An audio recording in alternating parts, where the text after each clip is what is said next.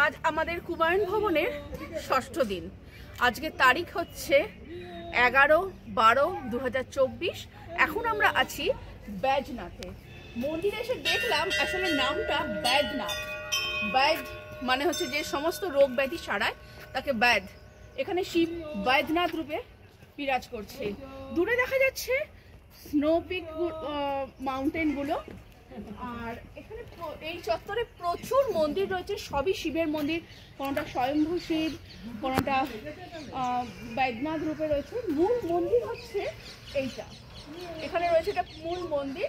এই মূল মন্দিরটাতে এখানে কথিত আছে শিব পার্বতীর বিয়ে এই মূল মন্দিরটাই হয়েছিল। আর এই কুণ্ড, এই কুণ্ডের মধ্যে আগুন এখনো জ্বলছে। এই কুণ্ডের সামনে তাদের শিব এবং পার্বতীর বিয়ে হয়েছিল।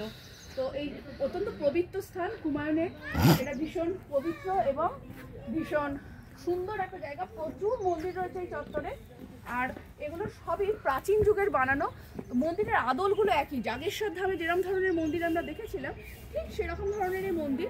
এদের মন্দিরের আদলগুলো একই। সাথে একটা কুণ্ড রয়েছে, একটা পবিত্র কুণ্ডের জল নিয়ে আমরা পুজো করলাম। একটা কুণ্ড রয়েছে এখানে, এখন বোটিং এর ব্যবস্থা রয়েছে, বোটিং এর ব্যবস্থা রয়েছে এখানে।